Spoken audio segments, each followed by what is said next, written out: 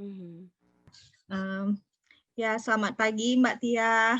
Selamat pagi Mbak Yeni, senang Iya, sekali bisa terima ketemu. kasih waktunya. Ini kita mau share-share dengan teman-teman bagaimana pengalaman Mbak Tia ya, yang menurut saya hebat banget nih, harus sharing. Harus sharing mengurus anak-anak sendirian di Amerika sambil kuliah gitu, PhD ya. Jadi intro sedikit, Mbak Tia. Namanya Triyanti R. Abdurrahman. R itu apa ya? Banyak orang yang nanya, "R ini apa?" R itu nama bapak saya. Oh, ini apa? Mhm. Oh, iya. Oke, Triyanti R. Abdurrahman, biasa dipanggil Tia. Jadi Triyanti ini adalah dosen di Universitas Islam Asy-Syafi'iyah, Mhm. Jakarta. Saat ini menempuh pendidikan doktoral program in Reading and Literacy in Early and Middle Childhood in Ohio State University dengan fokus research literasi teaching of reading and writing. Ya. Mhm.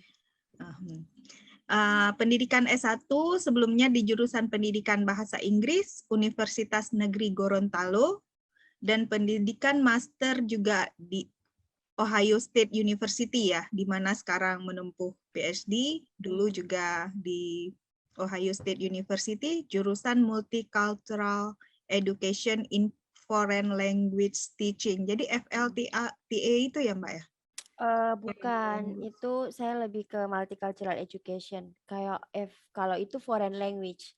Kalau saya lebih ke gimana pendidikan dengan masyarakat yang berbeda kultur, yang diversity-nya gitu, yang punya diversity gitu. Agak beda sih. Menarik. Jadi cross cultural gitulah ya. Ya, karena saya memang senang belajar culture ya, culture Mm-mm. orang dari mana aja. Di Indonesia juga kan banyak culture yang beda-beda. Nah, di Amerika tuh emang melting pot ya. Jadi kalau mau belajar multicultural emang di Amerika. Makanya saya ngambil Ya, multicultural education waktu itu. iya. Ya, saat ini akan sharing pengalaman ya, mengurus 3 orang anak sendirian di Amerika sambil kuliah.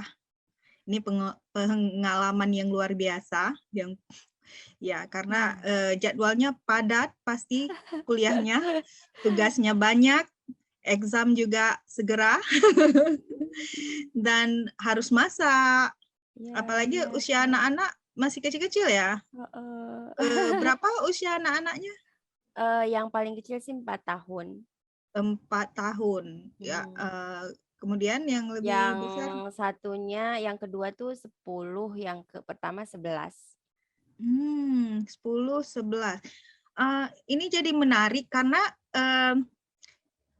apa ini pendidikannya di Doctoral in Reading and Literacy in Early Middle Iya, Childhood ya. Jadi jadi langsung praktek. anak sendiri jadi participants of research-nya enggak? Ya, enggak sih bias, tapi jadi partisipan risetnya teman-teman. Oke. Ya, Research-nya teman-teman ya, karena kalau anak sendiri biasa. beda ya ininya. Jadi middle childhood itu usia berapa ya? Kalau saya early and middle childhood. Jadi kalau early itu ya berarti dari 0. Dari 0 0, sampai 12 tahun. 0 sampai 12 tahun. Artinya masuk range semua ya, Sampai middle school. sampai middle school. Oke. Ya, menarik sekali, pas sekali ya. Jadi ini kita mau dengarkan tips-tips dari Mbak Tia ya, bagaimana bisa lancar kuliah dan anak-anak juga terurus. Ya, Iya. kita mulai ya nanya-nanya nih. Pertama sebagai Fulbrighter. Bagaimana dulu ceritanya sampai apply Fulbright dan pernah gagal nggak? Pertanyaan menarik sekali ya. Kalau ditanya, ya ini pertanyaan banyak orang, kenapa bisa gitu ya. Saya sebenarnya cuma Fulbright yang menerima, tapi sebelumnya tuh sejak dari 2016 saya melamar semua beasiswa. Untuk Fulbright sendiri ini kali ketiga saya mendaftar. Yang sebelumnya itu gagal. Terus kalau beasiswa lain juga mendaftar sejak 2016, 2017, 2018, 2019. 4 tahun berturut-turut, setiap tahun ngirim ke 3 atau 4 sponsorship aplikasi yang berbeda-beda, tapi, belum belum berhasil. Nah, baru terakhir tuh 2019 ya, batch 2019. 2020 kan ya. Mhm. Baru itu Keberangkat. saya keterima. Itu pun sebenarnya sempat ditolak karena saya nge-apply-nya kan Fulbright Dikti. Mhm. Mmm, Sebelum diterima bahwa saya tidak berhasil di Fulbright Dikti, itu sudah disurati oleh Fulbright, dikasih tahu bahwa, aplikasi Fulbright Diktinya gagal, tapi kami menawarkan beasiswa Fulbright murni gitu. Sehingga Malah ditawarkan heeh. beasiswa Fulbright murni ya. Iya, itu blessing in disguise ya Iya, istilahnya, karena heeh. memang, sudah berapa kali melamar gitu, termasuk juga beasiswa yang lain ya, ke Australia pakai AAS, New Zealand. Kalau ke Australia udah ada LOA tapi beasiswanya nggak dapat, terus ke LPDP gitu, 2015 terakhir ya. Terus itu, ya perjalanannya Rezekinya. emang, ya takdirnya di Fulbright, alhamdulillah. Akhirnya di Fulbright malah ya senang ya jadi Fulbrighter malah. Alhamdulillah. Jadi kalau Mhm. waktu PAT ditanya, semua nanya nih sharing-sharing ceritanya, "Kenapa, gimana jadi rasanya jadi Fulbrighter?" Bangga. Terakhir saya ditanya, saya bilang, "Nggak ada lagi beasiswa yang diterima kecuali Fulbright." Tapi itu sesuatu banget buat saya, alhamdulillah banget. Heeh, Heeh. rezekinya memang di Mhm. sini gitu. Karena memang kadang seperti itu ya pas kita, coba bisa dapat yang memang lebih bagus untuk kita, tapi kita malah, awalnya mikir, "Oh aku kok ini gagal gitu, gagal." Padahal Mhm. dapat yang Ya dikasih sama Allah yang terbaik. yang terbaik, iya. Ya. Dulu S2-nya Fulbright juga? Enggak sih, kalau dulu saya beasiswanya USAID. Mhm. Kalau mungkin teman-teman pernah dengar yang namanya prestasi ya, beasiswa prestasi. Nah, saya tuh angkatan sebelumnya namanya masih HICD, Human Institutional Capacity Development ya. Jadi, beasiswa S2 didanai, full oleh USAID. Jadi beasiswanya UHICD, USAID namanya. Iya. Jadi, udah 2 kali ya balik ke universitas yang sama jadinya ya?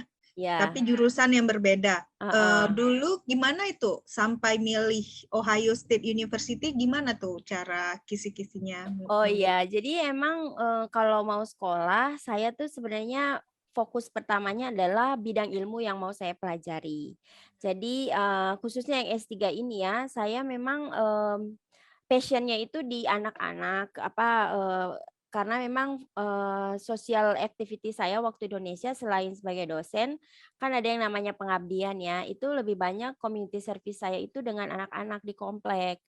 Kayak, ada taman baca, saya kebetulan mengelola taman, diamanahi untuk jadi koordinator, taman bacaan di, komunitas. Nah itu, banyak anak-anak di sana. Jadi, dari dulu memang senang sama anak-anak, jadi ngajarin, banyak hal lah, ada yang, reading, membaca, menulis, ada yang science, ada yang math. Tapi kalau yang bagian science and math, saya kolaborasinya dengan, teman-teman dari prodi lain. Nah itu karena saya senangnya anak-anak, terus saya juga beberapa kali, ngadain, workshop menulis buat anak-anak. Jadi anak-anak itu publikasi buku ya, jadi mereka menulis cerita sampai publikasi.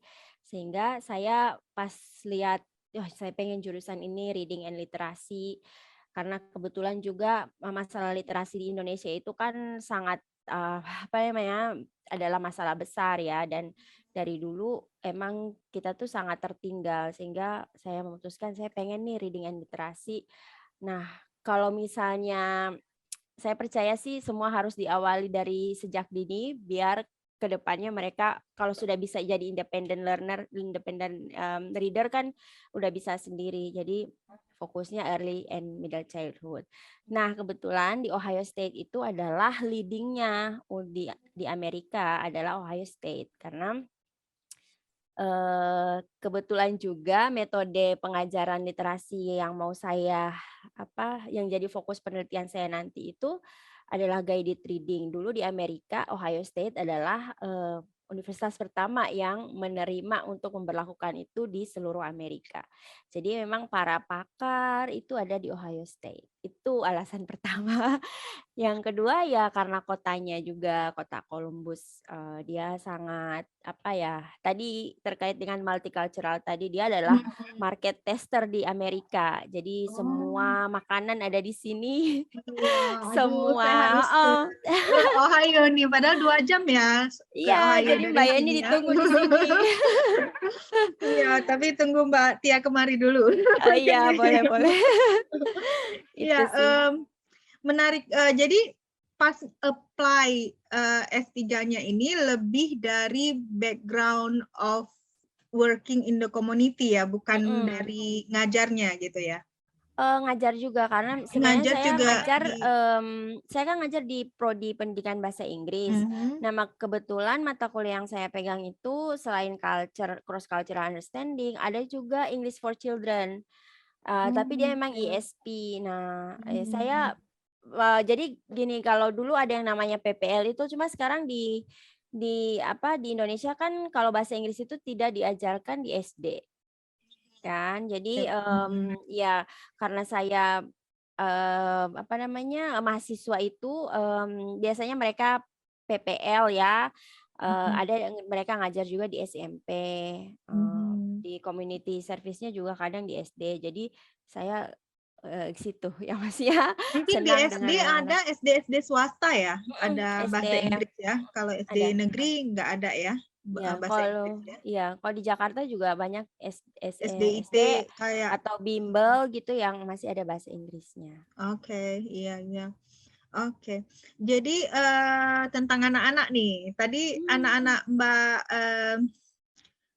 Tia umurnya 3 ya, 4 masuk 4 4 ya? 4 Masuk 4, 10, dan 9, 9 dan 10 ya? sekarang 10 dan 11, iya, karena udah 10 satu dan tahun di 11 ya, sini. aduh udah 1 tahun.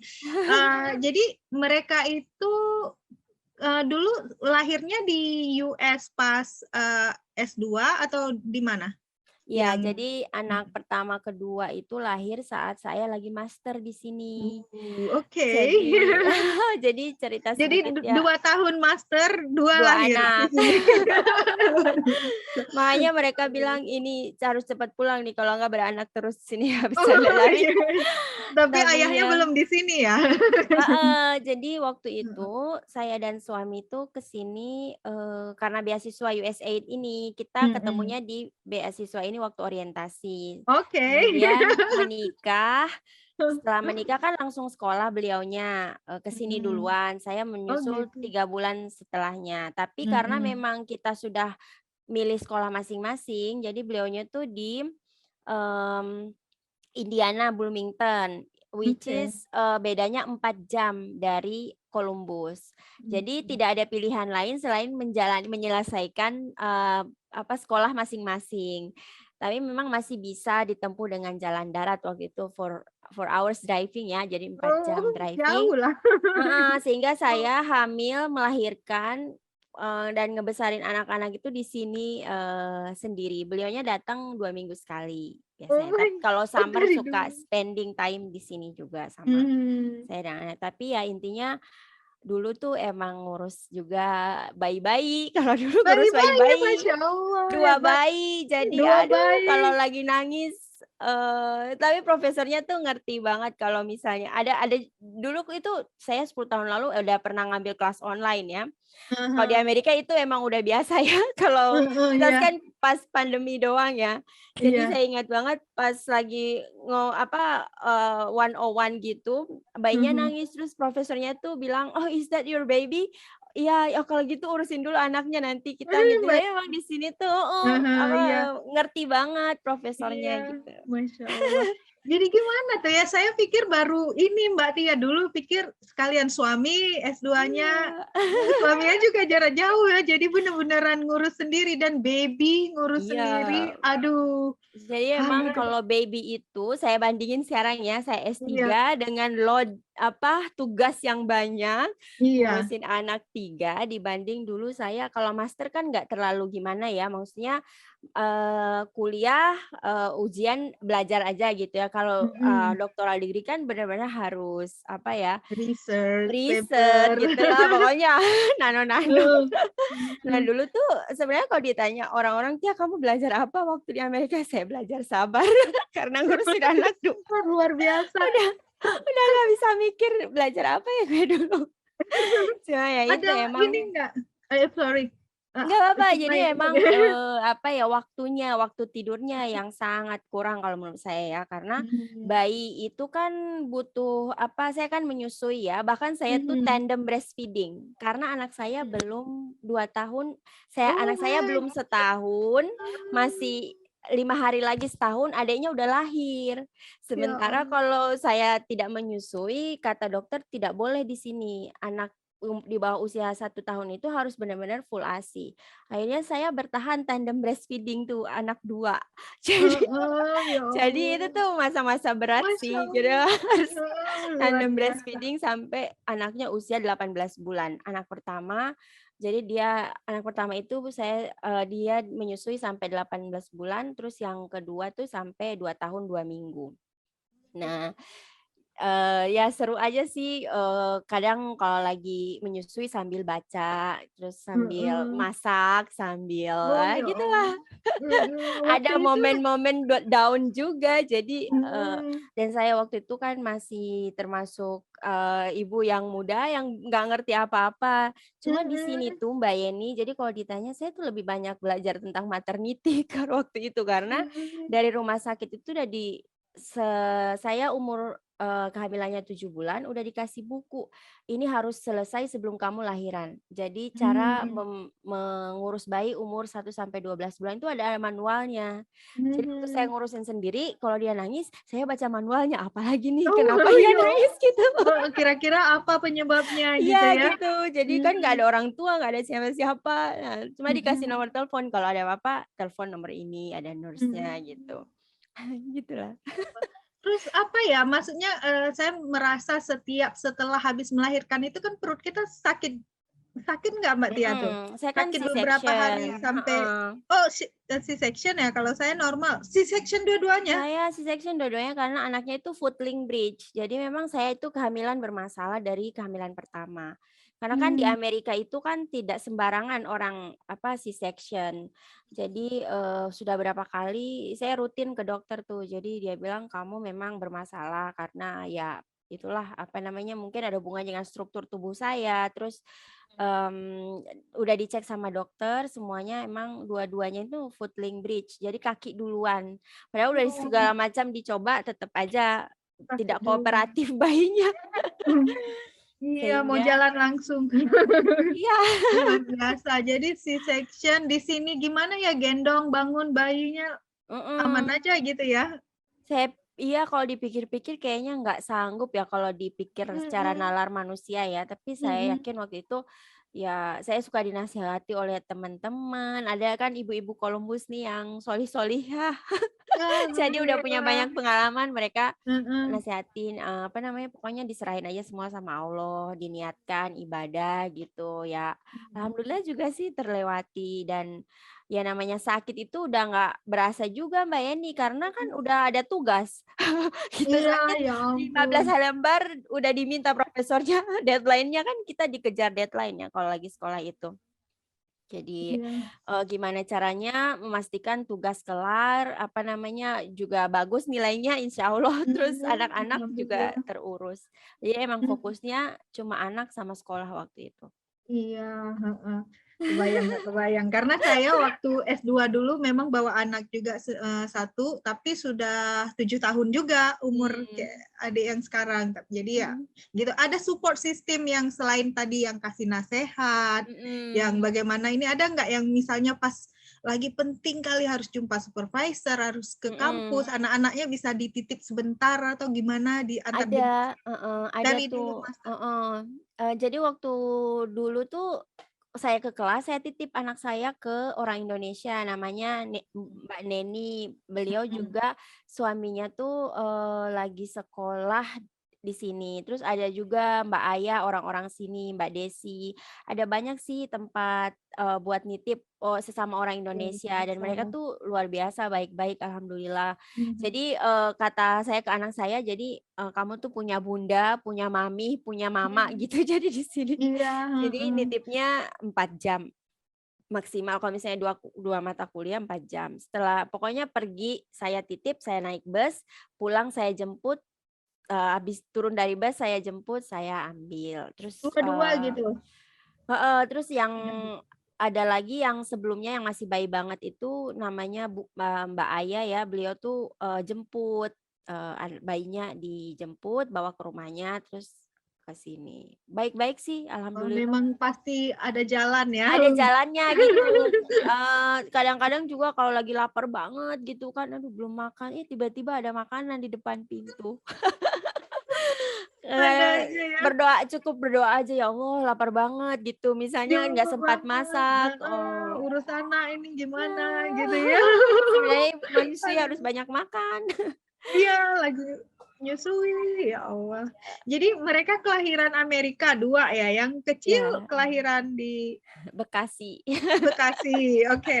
Yang kelahiran Amerika itu jadi mereka dapat, privilege nggak sebagai kelahiran Amerika gitu, maksudnya sesuatu mungkin bisa Iya, jadi kalau lahir di sini itu kan berarti citizen ya, jadi anak saya itu citizen. double citizen atau dual citizen istilahnya ya. Jadi Mhm. mereka punya paspor Amerika, punya SSN, nggak kayak kita tuh yang Mmm, harus ngurus SSN langsung pakai surat kecil ini oh gitu, iya iya, Jadi langsung ada heeh, SSN. jadi enaknya di sini tuh begitu masuk rumah sakit nih pengalaman saya di Amerika, habis masuk keluar rumah sakit itu udah ada akta udah diorder, SSN-nya sudah ready gitu. Jadi saya keluar Oke. itu udah lengkap semua berkas. Heeh, terus, privilege-nya juga, mungkin di insurance ya, kalau yang benefit-nya selama ini. Karena kalau citizen dia kalau kitanya pendapatannya di bawah sekian $3.000 kalau nggak salah waktu itu, saya nggak tahu kalau sekarang, tapi kalau waktu itu di bawah $3.000 kita tuh dapat ya $3.000 dianggapnya per orang bulan? ya $3.000 kita kan beasiswanya cuma seribuan lebih ya waktu itu Mhm. juga.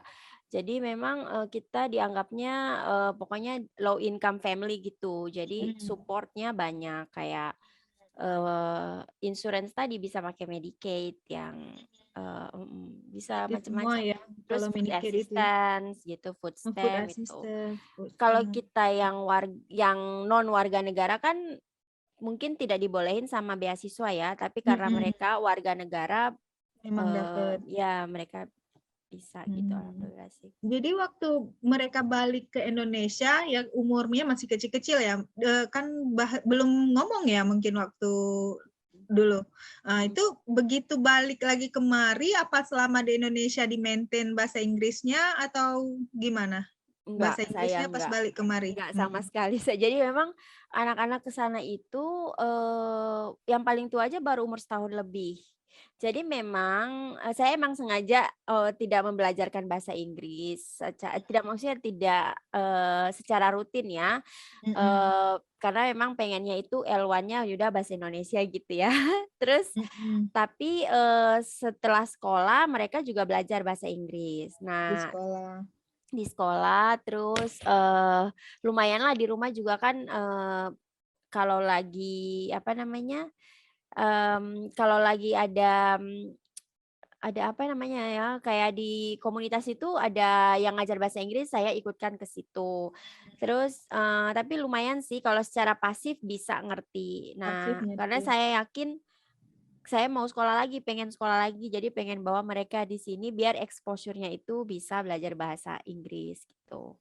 Di rumah tetap kita mempertahankan bahasa pertama. Ya, heeh, Ya, tetap kita alhamdulillah, ajak ngomong mhm, bahasa Indonesia. Biar pulang mhm. lagi kan kita nanti anak-anak nggak Heeh, sibuk gitu, lagi heeh. adaptasinya, Saya sih heeh. pengennya ya minimal bisa komunikasi dua-duanya lah kalau ada 3 bahasa. In fact anak saya senang banget belajar bahasa. Jadi yang pertama itu lagi ngambil bahasa Mandarin di, Oh, SD-nya ada wow. bahasa Mandarin. Mhm, mhm. Jadi ya sekarang dia speak. bahasa Indonesia, bahasa Inggris, bahasa Mandarin. Bahasa Mandarin, heeh. Ya di sini memang banyak bahasa yang ditawarkan di sekolah. Kalau di Iya sekolah benar. adik, Spain, Iya heeh, Spanish gitu kan, heeh. Spanish, heeh. Mhm. Iya, jadi, kalau dulu pas anak-anak bayi dulu itu dititipin, kalau sekarang, pas hari-hari sibuknya itu gimana? Anak-anak dititipin juga atau antar jemput sekolahnya gimana tuh? Ya jadi, menarik banget nih kalau yang ini episode Episode episode kedua yang serunya yang karena, serunya. sebenarnya ada beberapa benefit ya, karena pertama anak-anak udah sekolah. Mhm. Meskipun si ade ini, dia apapun caranya gimana harus sekolah, alhamdulillah bisa pre-K. Nah pre-K otomatis harus diantar, nggak bisa pakai bus sekolah. Mhm. Sehingga memaksa saya harus bisa driving sendiri. Jadi yang Mhm. awalnya nggak bisa driving, Oh driving jadi bisanya setelah di sini? saya Oke, belajar, saya pokoknya, luar biasa. jadi apa, momen-momen yang menegangkan itu saya saat harus ikut ujian driving. Kan kalau di sini harus Mhm. benar-benar dapat Iya, license-nya segala mhm. macam dan saya tuh Benar-benar ujian. background-nya bener-bener ujian. Jadi yang Heeh. namanya ujian kuliah itu udah nggak di pikiran lagi, pokoknya gimana caranya bisa dapat Bisa. license, karena dengan begitu anak-anak bisa sekolah, si ade bisa sekolah saya anterin, sehingga saya Mhm. punya waktu di rumah untuk ngerjain tugas-tugas saya Iya. selama mereka di sekolah. Mhm. Nah, alhamdulillahnya dapat sekolah pre-K yang jamnya sama kayak kakaknya. Jadi saya nganterin mereka jam 8:30 ke sekolah, dia keluarnya 3:30.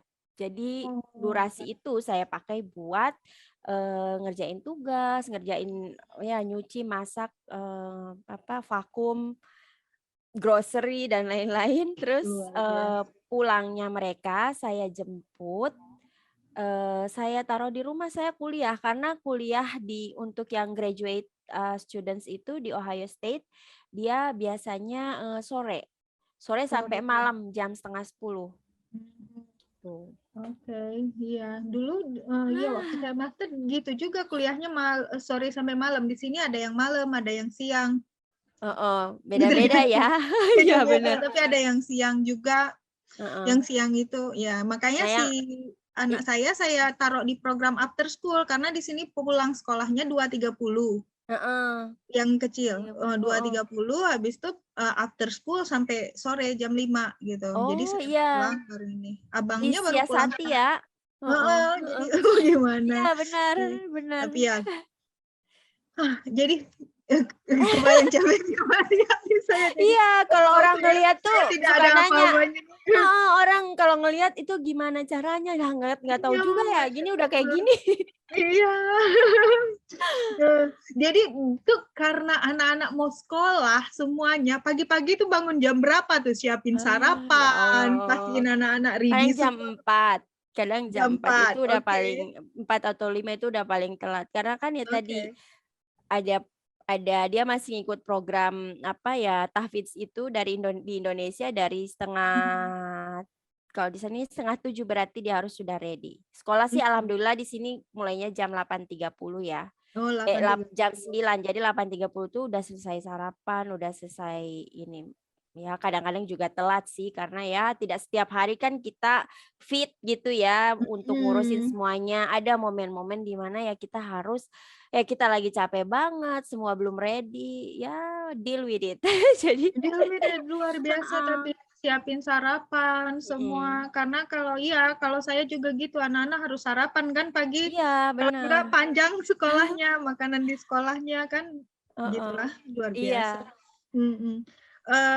Jadi, di Ohio State, di Ohio, di Columbus khususnya kan mhm, banyak tuh komunitas Indonesia. iya, Heeh, orang-orang Indonesia yang tadi bilang baik banget ya, jadi support system juga di sana. mmm. Sering nggak, kegiatan-kegiatan dilakukan bersama tuh dengan komunitas Indonesia?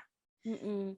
Heeh. Sebenarnya dulu ya satu alasan kenapa saya pengen balik ke Ohio dulu, dulu kan waktu master di sini kan pengajiannya tuh rutin ya 2 minggu sekali. Mhm, Terus ke sini-sini saya dengar udah sebulan sekali. Tapi itu mhm, rutin. Cuman memang selama pandemi itu mereka stop dulu. mhm. Terus, tapi beberapa kali tuh ada gathering di taman gitu ya, ya lumayan lah kita punya sahabat, punya teman. Terus sebenarnya paling banyak yang bantuin itu kan ya orang-orang Indonesia juga. Kalau saya Mhm. kemarin, mobiling ke mana-mana itu ada kakak senior di sini ya, yang Fulbright sama-sama juga suka bantuin. Terus orang-orang, orang Indonesia yang sudah lama menetap di sini, yang sudah jadi permanent resident atau citizen karena anaknya di Presiden. sini, heeh. Jadi mereka suka ngajak ke rumah, ya itu tuh sesuatu banget buat kita yang jauh Iya, dari keluarga heeh, ya, mhm. heeh. Terus, kita juga suka ada, apa namanya, nah ini yang Sunday school itu. Sunday school itu kayak semacam sekolah, apa ya, sekolah, TPA apa, pengajian sore-sore ya. Jadi Sunday school itu setiap minggu dari jam, 1.30 sampai jam 4:30. Di situ tidak hanya orang Indonesia sih, ada orang Arab, Libanon, pokoknya orang Muslim dari yang ada di Columbus, mereka sekolahkan anaknya di situ. Jadi namanya Nur Islamic Cultural Center. Jadi dia itu komunitas Muslim yang ada sekolahnya, ada lengkap sih. Ada Sunday School, ada yang tahfidz, ada yang boys apa, girls apa gitu. Mhm. Nah programnya tuh banyak. Nah kita banyakan orang Indonesia masukin anaknya situ buat ngaji. Itu ada banyak. Muridnya ada 500 orang kali. Jadi 500 orang ya. Di sini mm, ada sih, saya belum daftarin si adik karena kami akan pindah kan dekat ke mm, masjid, tapi ya memang nggak ada orang Indonesia karena di sini mm. nggak banyak orang Indonesia. Ya benar. Nggak banyak orang Indonesia, memang nggak ada orang Indonesia.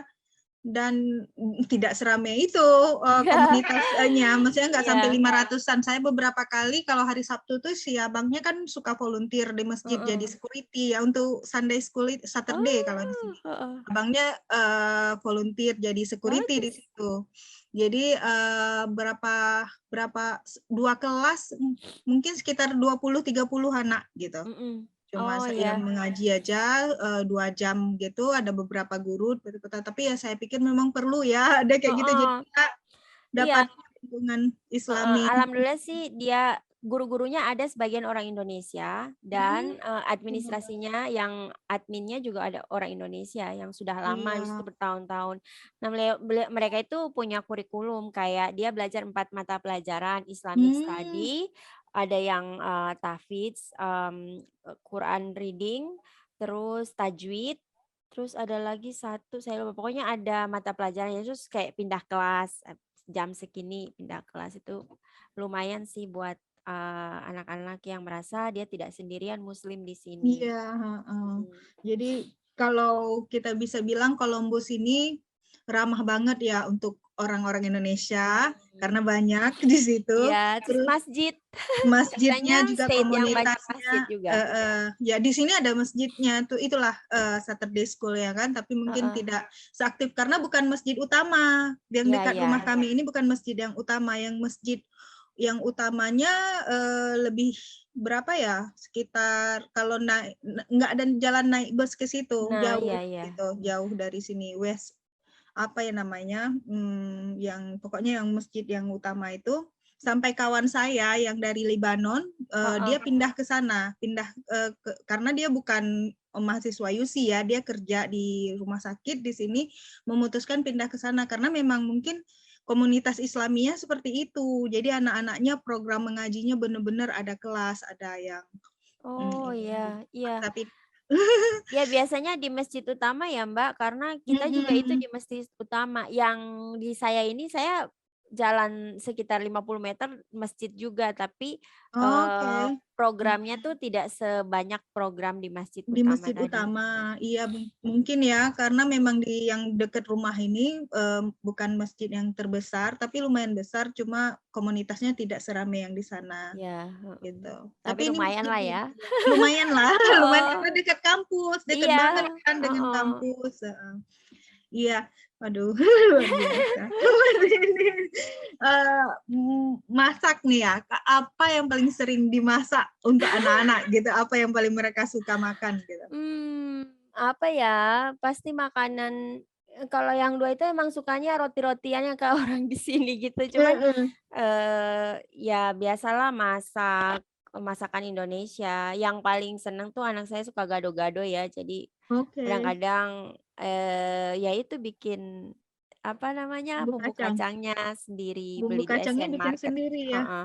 Heeh. Tapi ada di Asian Market juga, terus kadang-kadang Mhm. kalau kepepet dari peanut butter. Oh iya, dari peanut butter. Saya juga pernah buat dari peanut butter tapi, ada yang saya chopper kacangnya lagi, jadi ada Heeh, agak yang crunchy-crunchy-nya, jangan terlalu licin kan. iya, Jadi saya ini kacang kacang mhm. gonseng itu lagi, tapi menarik. Menariknya di Oke. sini banyak Asian Market, Oh jadi international itulah, market iya, heeh. makanya dia bilang market Oke, tester of USA, eee, Columbus itu. Karena oke. mau cari makanan dari negara mana saja ada. Enak, iya. Oke, jadi suami akan menyusul ya kemari ya? Insya Allah, insya Allah. Insya Allah. Tapi suami dapat beasiswa juga kan untuk S3 ya?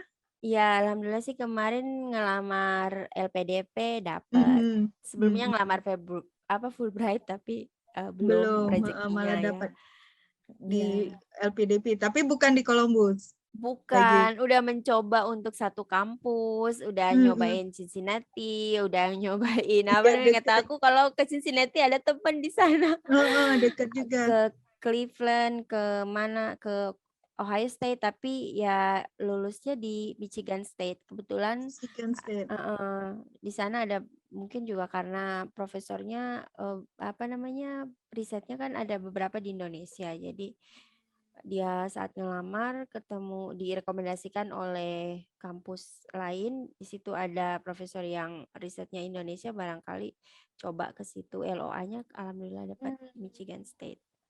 kalau Michigan State tuh berapa lama ke Mmm, Columbus ya? 5 jam. Lebih jauh lagi ya, Iya, 5 5 jam jam ya? by driving. Jadi Belum mengulang kisah lama sebenarnya. mengulang kisah lama, tapi belum belum sampai kemari ya suaminya ya? Belum sih, Agustus insya Allah. Agustus, Masya Allah, jadi masih perjuangannya masih Lama. panjang. Heeh. Aduh luar biasa luar biasa. Jadi ini, kalau targetnya selesai kapan nih? Nah ini nih menarik, advisor saya itu karena tahu funding kita, Mhm, beasiswa ini kan cuma 3 tahun. Jadi mhm, gimana caranya beliau itu bilang kamu harus cepat selesai dengan funding ini. Karena dia pernah juga advisinya bisa selesai 3 tahun 2 bulan kalau nggak salah. mhm. Jadi saya benar-benar ya semester pertama ngambil 16 SKS, Wow. kedua 17. Wow. Oke. Setelah itu ada 18, ada yang 15 gitu. Ini sekarang katanya 15 udah bisa karena kan udah Semua coursework nyicil itu? semua Lap coursework. Jadi oh, saya tuh semester 1, semester 2 wah benar-benar tahu sendiri heeh. coursework 16 Iya itu kebayang, berarti saya 5 ambil 5 mata 12, 13. kuliah, heeh. Kapan Mhm. ya gitu kapan tidurnya ya baca, belum harus Tapi masak, urus bisa, anak. Tapi udah tapi terlewati 2 semester. terlewati, heeh. Jadi sekarang Heeh. ngambil berapa kredit? Sekarang ini 18, tapi ada Mhm. satu Masih yang, banyak. tapi ada satu yang, apa namanya, bagi saya nggak terlalu berat ya. Cuman yang Mhm. tapi tetap aja banyak ya. Banyak tugasnya, Heeh, banget, iya heeh, gitu. kebayang banget. Aduh luar biasa Mbak Tia, mungkin Sampai ada sistemnya udah muntah kata saya, kata advisor saya, "Coba lagi satu." "Enggak bisa ini sistemnya udah nolak, itu udah maksimum banget." 18 itu artinya 5 ya mata kuliah ya? 6 6 sih, 6 mhm. mata kuliah, iya benar. Luar biasa. Ada pesan nggak nih buat pejuang beasiswa, khususnya perempuan yang ingin tetap Heeh, melanjutkan pendidikan, iya. tetapi nggak bisa jauh-jauh dari anak? Oh Ada iya. apa pesannya?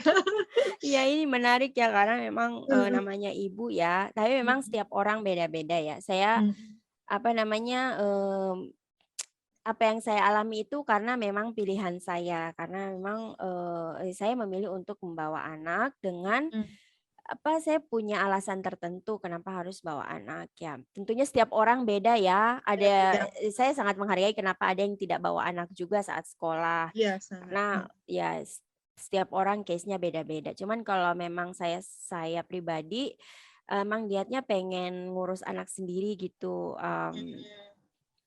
pengen banget sih, nemenin mereka karena saya yakin tidak selamanya kita sehat dan tidak selamanya kita akan bersama mereka. Jadi pengen nikmatin momen-momen meskipun sangat repot banget. Iya. Saya tahu, heeh, cuman ya itu, saya juga niatnya kalau saya sekolah, saya pengen anak-anak saya juga ikut merasakan apa, punya pengalaman sekolah di luar negeri kayak apa gitu ya, karena itu kesempatan tidak semua orang bisa dan itu langka gitu ya. Jadi, buat ibu-ibu di sana yang apa namanya, pengen bawa anak, sementara sekolah, pertama adalah niatkan semuanya untuk ibadah. Saya pikir kalau udah niat kayak gitu tuh apapun tantangannya itu kita bisa hadapi ya karena ya kita pasrah aja, karena pertama kalau prinsip saya anak kan amanah ya, nggak mungkin Iya. saya harus iniin ke orang lain sementara saya udah dikasih amanah ini. Terus, Mhm. jika kita niatkan segala sesuatunya ibadah, apapun yang akan kita lakukan itu insya Allah jadi pahala. Ya termasuk bangun tengah malam, menahan kayak harus sabar nahan amarah apa namanya anak-anak kan mana-mana Iya, tumpah, ya harus beresin yang berantakan ya iya. maksudnya meskipun kita ya dan setiap hari kita harus ngingetin itu. Jadi, Mhm. bagi saya juga saya ngerasa itu adalah latihan buat saya juga biar Mmm. bisa latihan sabar. Latihan sabar luar Heeh, biasa, heeh. Tapi anak-anak iya. mudah-mudahan anak-anaknya soleh ya, Iya, Mbak Tia, jadi patuh saya semua. selalu ya ini jadi pengalaman saya sih kuncinya komunikasi dengan anak. Meskipun Mhm. sekecil apapun dia, saya suka kasih tahu, ini, Ambu lagi berjuang, kita di sini sendirian, abahnya nggak ada." Manggilnya Ambu Abah ya, jadi abahnya kan nggak ada. Jadi kita harus kerja sama, terus harus bersabar.